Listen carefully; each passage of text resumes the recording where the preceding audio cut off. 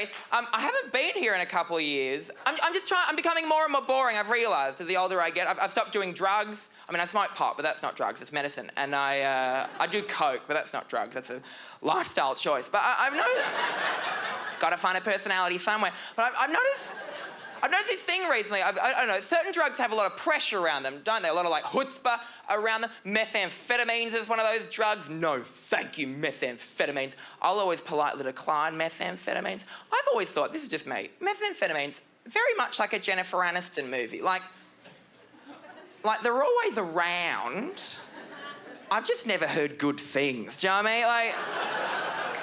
I don't know, cake was all right. But I read this thing recently. Apparently, my generation, more than any other generation before, we're obsessed with very old things. We love retro things. Like, we love retro clothes, you know, retro furniture, retro treatment of women and minorities. And everyone's scared, but, oh, look, bowler hats are back. But I read this... we've become very interested in a very retro thing. We love acid again. The drug, not the corrosive agent. Gather round, we're boiling pennies. No, we love...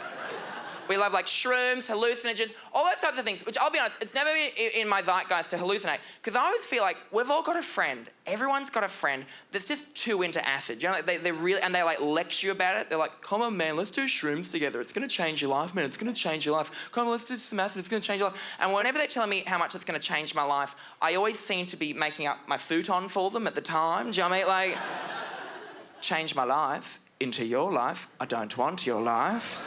I don't want you in my life. And it's a true story, by the way. I changed these sheets the next day. They were full of sand. We hadn't been to the beach. And they always say it's going to change your life. It's going to open your mind. It's going to open your mind. This is what I've noticed. The more open your mind is, the more narrow your employment opportunities become. And also, riddle me this. Who wants to open their mind? I don't want to open my mind. I've spent a lot of money on a lot of therapists over a lot of years locking that shit down. Thank you, fans of mental illness.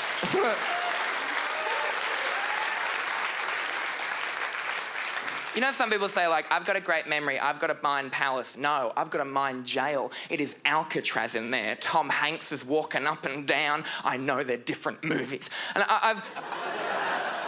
I've got this mind jail, and I feel like if I was to take some sort of hallucinogen, it'd be like a power failure at the prison, and all the doors would swing open, and it'd just be like, hi, we're back. You're scared of balloons, you don't remember why. And I found out recently I got diagnosed with a severe anxiety disorder. Surprise, but you seem so balanced. Thank you, madam. I don't like the term anxiety disorder. I prefer to think of it like I'm celiac, but with an intolerance to hope. And statistically, there's people in the room that have mental illness. You know, it's all about making it fun for yourself. Like for Christmas late last year, which is when it always is, I put all my medication in an advent calendar. Every day I'm feeling safer. And then on Christmas Day, just don't take it. He's risen! But because of... different holidays. But because of... I have a lot of fears and anxieties, but especially sexual anxieties. I'm not good at sex. Who has really time for sex? I don't, because I've been with my fiance, obviously, we've been together for like 7 or 8 years. I don't know, he does the numbers. I'm in charge of the curtains. But there was kind of radio chatter last year that we might want to get like an item involved, like a sex toy. And we went to a sex shop, somewhat ironically. That way that long-term couples do. You like go in there and you're like, haha, we're just here to buy a joke present for a friend. But what's going on in here? And I used to think I was a bit of a slut in my early 20s. Nah, it turns out I was a prude. There were things in that place, in that sex shop, come with me on this journey. There was things... In that sex shop, there was a wall of rubber fists, a wall of them. Like, it looked like a climbing wall, like a wall of them. Every shape, gesture. Why is that one holding an apple? Like, why?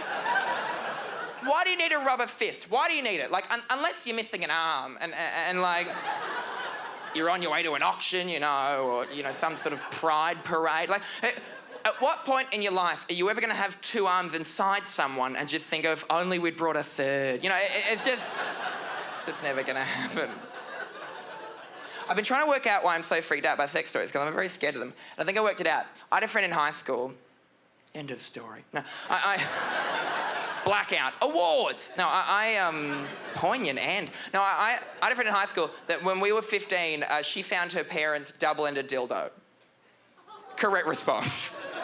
It's the most full-on thing I've ever heard in my entire life. That happened 13 years ago, and I reckon I think about that like I'm never not thinking about that. Do you know what I mean? Like, it's never not in there, cocked and ready to go. I think about it a lot in waiting rooms. I'll just be like, fuck! Like, that's so full-on. So full-on. And it sculpted me in a certain way. The way that I feel about sex now, like I'm not good, I'm not bad, like I'm fine. Like I have sex as if I'm playing Mortal Kombat. I just pick a move and stick to it till someone wins. Do you know what I mean? Do you know what I mean? Like, it's like, finish him. It's a fun reference. Especially hand jobs. I don't want to break your hearts this late in the piece, but I give a nasty hand job. I give a hand job as if the dick has important information, like, where's the map? But I'm going to leave it there. Enjoy the rest of your lives. I'm Rhys Nicholson. Thank you. Good night. Bye.